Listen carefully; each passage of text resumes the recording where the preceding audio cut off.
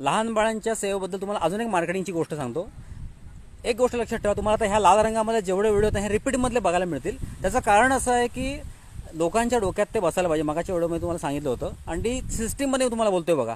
म्हणजे तुम्ही मागाचे व्हिडिओ जे आहेत ना, या अगोदरचे बाळाचे म्हणजे रजिस्ट्रेशनचे व्हिडिओ जे आहेत की आम्ही त्याच्यामध्ये सतत बोलतोय आणि त्याच्यात व्हिडिओ बघा, मी एक वाक्य उलट सुलट करून सतत बोलतोय। लक्षात ठेवा, हे मार्केटिंगचं एक थोडं टेक्निक आहे। म्हणजे एखादी सिस्टीम जर तुम्ही लावलेली आहे हॉटेलमध्ये किंवा तुमच्या व्यवसायामध्ये, ती जर पसरवायची असेल तर ती एकच सिस्टीम असेल की एकाच प्रकारचे व्हिडिओ 5-6 सोडायचे, आलटून पालटून वाक्य बोलायचं। उदाहरणार्थ तुम्ही एकदा मी मम्मम सेवेबद्दल सुरुवात केली, एकदा मी रजिस्ट्रेशनला सुरुवात केली, एकदा मी बाळांचा विषय सुरुवात केली, एकदा मी आईबाबांचा विषय सुरुवात केली। ह्या एक मार्केटिंगची एक सिस्टीम आहे। आणि गमत कशी की माझे व्हिडिओ सगळे बघतात आणि पूर्णपणे बघतात। हां, असं नाही की अर्धवट बघित आणि सोडून दिला, ठीक आहे, एखादा दुसरा व्हिडिओ आवडला ठीक आहे, पण मोस्टली व्ह्यूज बघता माझे व्हिडिओ बऱ्याच जणांना आवडतात।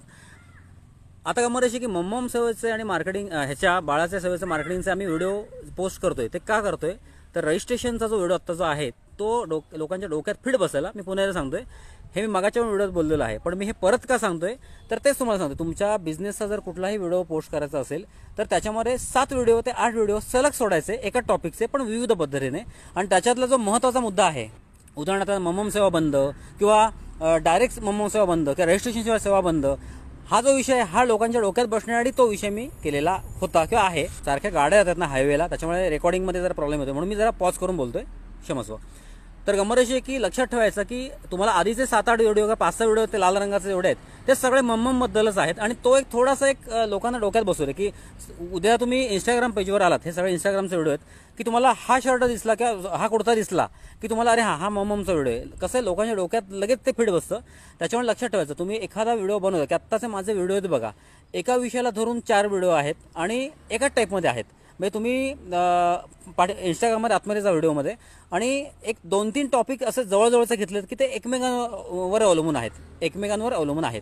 जसं आता मी मम्मम सेवाबद्दल बोलतोय, आता मी मम्मम सेवा, रजिस्ट्रेशन, आई बाबा, बाळ, वय 3 महिने ते 10 महिने ह्याच्या व्यतिरिक्त मी तुमच्याशी काही गप्पा मारत नाहीये।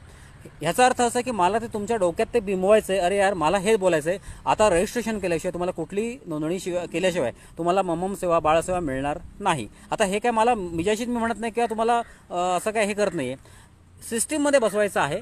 आता ती लोकांमध्ये चर्चा जोरात चालू झाली, आता होईल म्हणजे हा व्हिडिओ बघून पण होईल, अरे यार असं होतं काय, त्याच्यामुळे त्याने व्हिडिओ टाकले होते काय, ही सिस्टीम त्याच्यामुळे लावलेली आहे। कसं असतं, एका सिस्टीममध्ये तुम्ही एखादी गोष्ट टाकलीत ना की त्याचं लोकांच्या डोक्यातनं ते सारखं असं गेलं पाहिजे।